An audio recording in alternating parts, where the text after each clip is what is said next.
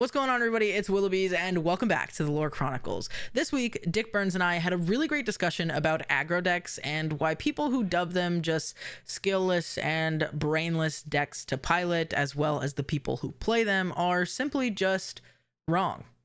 Check out the discussion.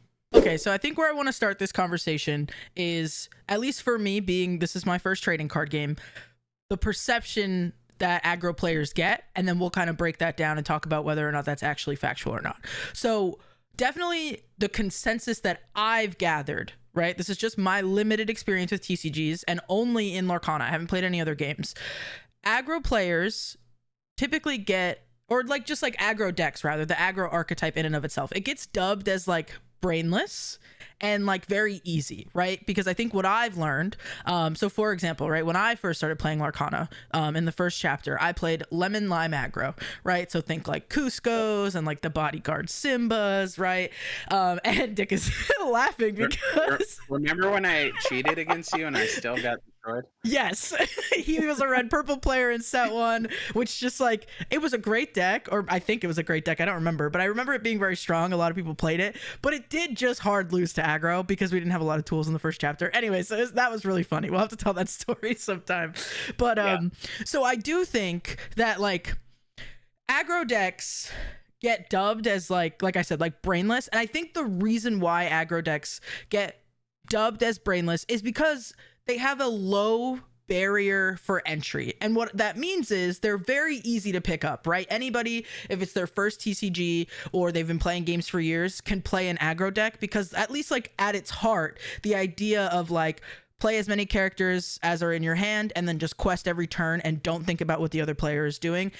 In essence, in quotes, right? Anybody can do that. And so I think that's why aggro players kind of get a bad rap, right? But I think what I want to analyze with you, and I think the reason why I think this is so like fun to talk about with you specifically is because you are a more like decorated player. You've won a lot of things, and like if nothing else, you've been playing for so long that at least in Lorcana you've been playing a lot of aggro decks, specifically with this Amethyst Steel Dock aggro. And so I think that you're somebody who can definitely speak to why the decks aren't just brainless and they can have a little bit more flexibility to them. So I think just like kind of blanket statements to start this discussion, what do you think of like aggro as an archetype and that kind of like low barrier to entry? All right, well, first let me put my thinking cap on, if I'm gonna be thinking. Okay. Secondly, I never run this by anyone on any show I ever go. That's great. You're not gonna edit this before tomorrow, and I'm gonna wear it on the live stream. So yeah. So the reason that aggro is suggested to newer players is because aggro decks, more so than any other deck, have hands and games where you don't even interact with your opponent, right? Yeah. But that's not going to happen every single round, and it's not going to happen every single game. And you know, you could obviously spike a locals or something, just 3 or 4 rounds of drawing a nuts hand, but what's most likely going to happen is you're going to have average games with average hands, and then you have to, I would say it's the big brain decks, honestly. This is something someone used to say to me when I started playing Magic, was like, aggro is secretly the big brain deck. Like, you're never in control of the game. If you ever get really far behind, you're never getting back, right? And you have all of these quote unquote terrible cards in your deck, right? Like your lemon lime deck, like 40 out of those 60 cards have never saw the light of day, right? After we got any cards that were reasonably playable after that, right?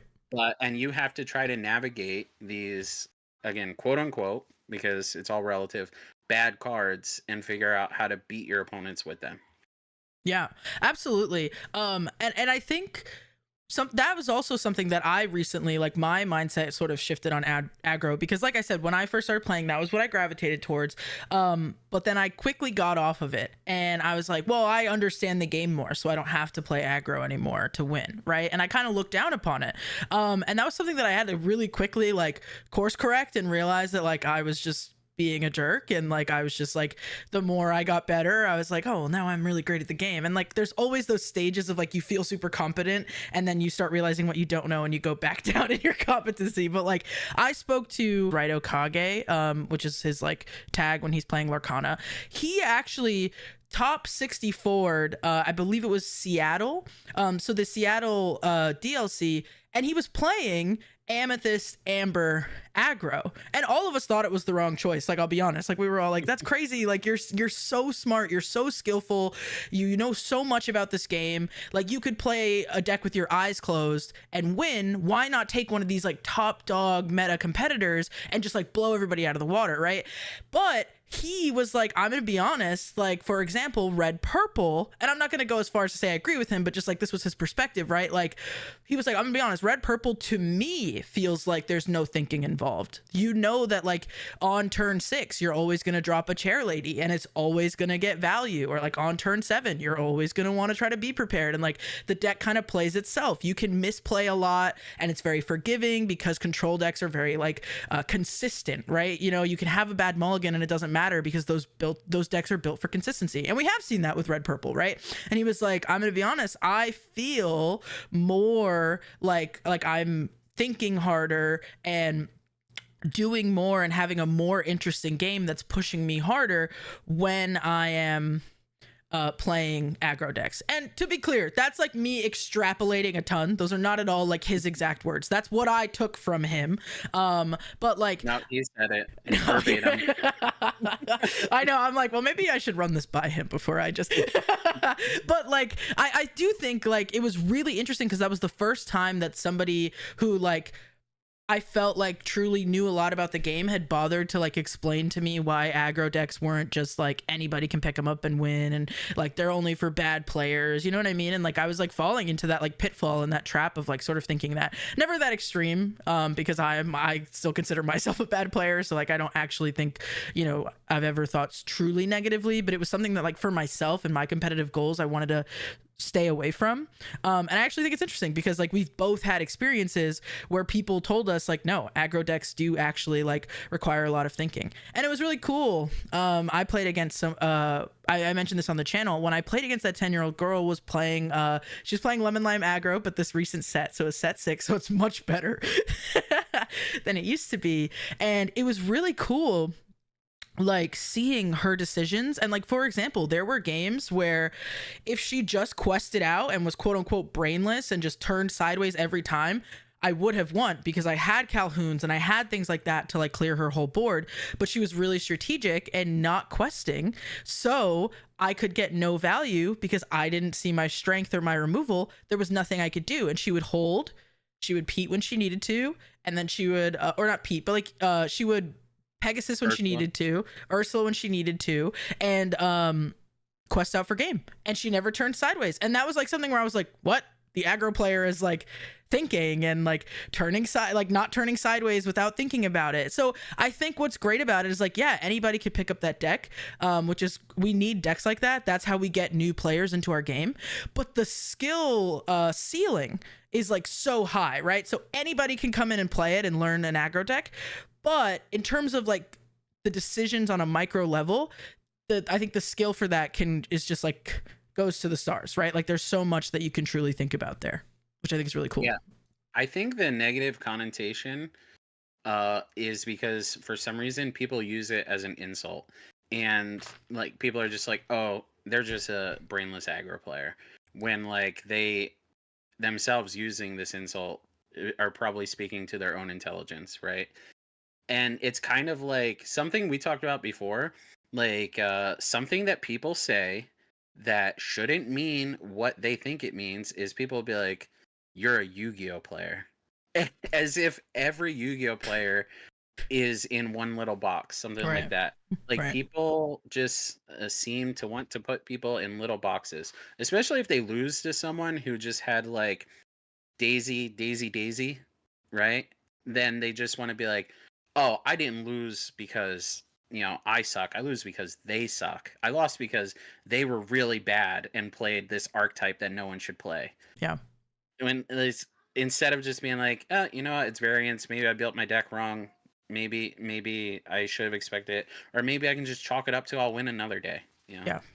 Yeah. People just No, I completely agree. And I think that's a big thing, not just in Lorcana, obviously, because I think that's like a trading card game player thing for forever. But like, that's what I think you're absolutely right is people don't want to, or they're not comfortable with the idea of like just losing, which honestly, this could be a video in and of itself. So I'll keep it brief because truly there's so much to say about this. I'm even guilty of this. The idea of like people lose and it's never just, oh, I just didn't play well that game.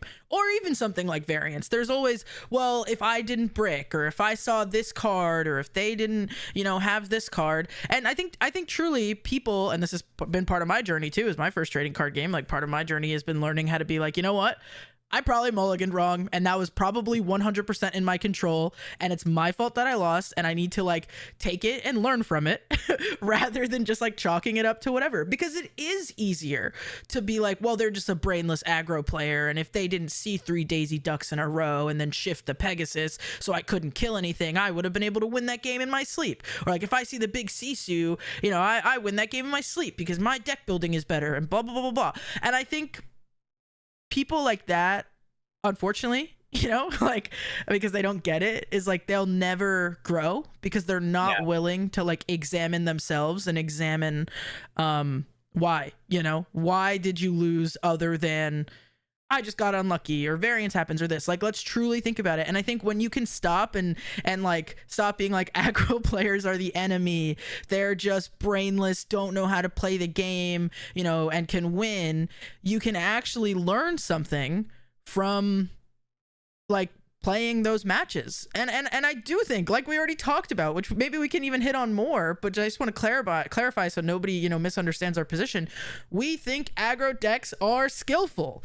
Yes, they do something different than control decks, right? And how Lewis put it was control decks have the answers, and he likes playing aggro because you get to ask the questions. So yes, asking the questions is fundamentally a different way to play than having all the answers in your hand, but it doesn't make it less skillful. It just looks different. And there are so many micro decisions that you are constantly making in any deck, and even building a good quality aggro deck that has utility and can stop or disrupt control decks so that they can't do the control they're looking to do when it matters is also part of like the aggro process and the thinking. So it's truly not just like brainless. I don't know.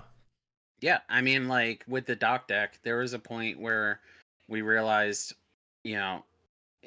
when you build a doc deck, you kind of just want to be like, I'm playing 20 characters that quest for 2. I'm playing dock and all these other things that draw cards, and I'm playing spells that gain 2 lore. And that's the whole thing. You pick your 15 best. And then we realized when we were deck building, actually if we put Smash in our deck, Smash kind of gains 4 lore, because it's going to smash a Grandma Tala that would have took out one of our characters, or that would have stopped us from questing for a turn. Yeah. You have to go above what's actually just in front of you.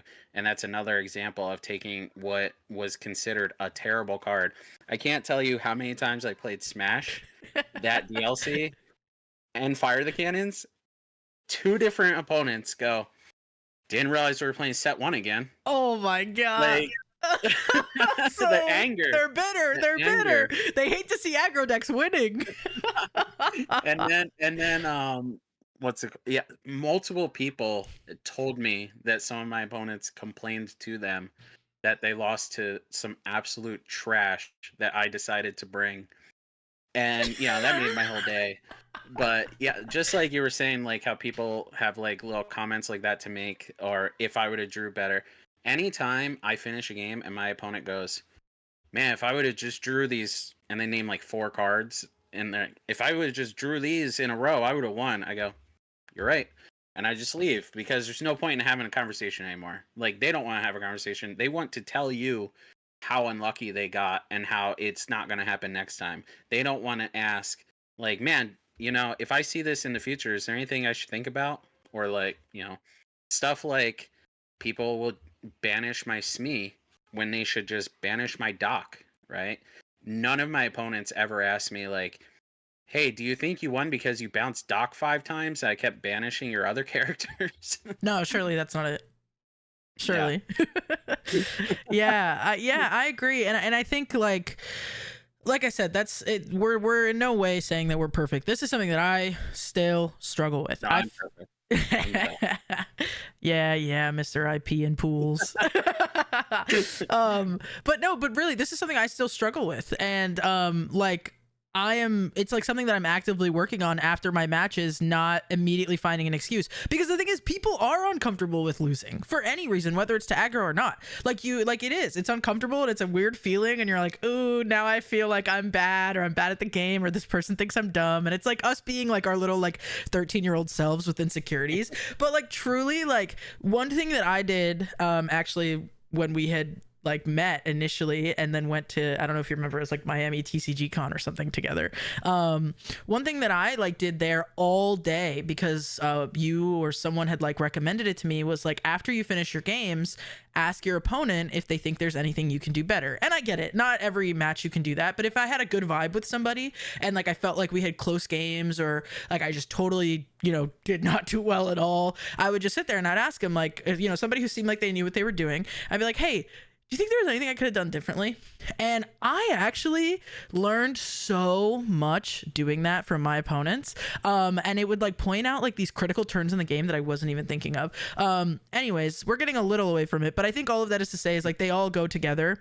That's great advice. Thank you. Another small, I know we're getting off topic, but don't be the one to volunteer telling your opponent how bad they sucked. Oh my God, I agree. Yeah. I see that a lot. I agree. And especially right in that moment, they probably don't want to hear it At all. Like last night at locals, I think I upset someone because they fire the cannons my character when I was on 3 ink. They did not banish it, and I was playing Rapunzel in my deck. And he was a newer player, so I was just like, hey, if you ever play against Amber, you probably don't want to leave damage laying around. This was mid-game. I was like, do you want to take that back? Like, I know you're a newer player. And he was like, no, I put it in my deck so that I could deal 2 damage. And I was like, okay. But like, I drew. I was like, all right, Rapunzel. I've seen people get in fights over like, the match just ends and they're like, well, if you like the person who won telling them like, if you would have just done this, I think I would have lost. It's like, oh, they get so mad. So just unless they're asking for it. No. But we're all people sitting across from strangers and navigating losing and being competitive against each other. But anyways, I think just like to wrap this up really, I think we should stop as a community, right? Because Lorcana's kind of known, from my perception, I don't know, maybe you've seen this, kind of known as like the cookie cutter TCG. Everybody's like nice here. We get like new players, people who've never played TCGs before because it's Disney and it's like la la la la la princess card game, right? And that's why when we have controversy, everybody's like, what the heck, you cheated in the Disney game, the princess card game. But controversy. But I think that's why this was like something that was really important for me to talk about, is because like there's these pitfalls that even I myself was like falling into, that I really think something like all aggro players are brainless and we should hate aggro techs really just needs to like go, because at the end of the day, it's a low barrier for entry, right? Which just fancy way of saying anyone can pick it up and play it, which helps the ecosystem of our game. We want people buying the product, we want new people coming in, we want new players. That is a good thing for TCGs, but also they take more skill than you might think. And if you think aggro decks are brainless and you're getting beat by the same aggro deck over and over again, but it's only because it's brainless, I encourage you to pick up that deck combination, ask that person for their 60 and play those 60 cards and see if you do as well with it on your first try, because it's so brainless. Or see if there's a learning curve and you have to learn when not to quest and when to play and what to do. I really think it would make a difference. But I think this is particularly relevant because next week we have, really in 1 week by the time this video goes up, we have Archazia's Island coming out, right? And so we've had all of these reveals. We just got some random Reign of Jafar reveals too, so who knows when cards are coming for that. But every time we start a new set, we get aggro decks right in the beginning, because like we say, they're the easiest to build. You can make anything go fast, right? So there's gonna be aggro decks in the beginning, and I don't want to hear any aggro slander, okay? If this meta ends up being really fast or whatever it is, like especially in the first few weeks when people are testing, I don't think the answer is Aggro players are brainless. I hate that the meta is always sped up in the first few weeks until people see what decks are actually good. Stop it. Stop. We are pro aggro, even if we don't play aggro decks. But actually, I just started playing Kiwi Birds this last set, and I love it. So I'm team aggro for life, and I be thinking, okay, haters, back off. What do you think? Play what makes you happy. Boom. And people need to stop being mean to people just because they want to be happy. Boom. A word of advice from the man who pees and pools himself. All right, that's gonna be it for us. Thank you guys so much for watching. If you have any thoughts on this topic, we would love to hear it. Leave us a comment, hit the like button, press subscribe. I gotta get you to say it one of these videos sometime. Never. All right, bye guys.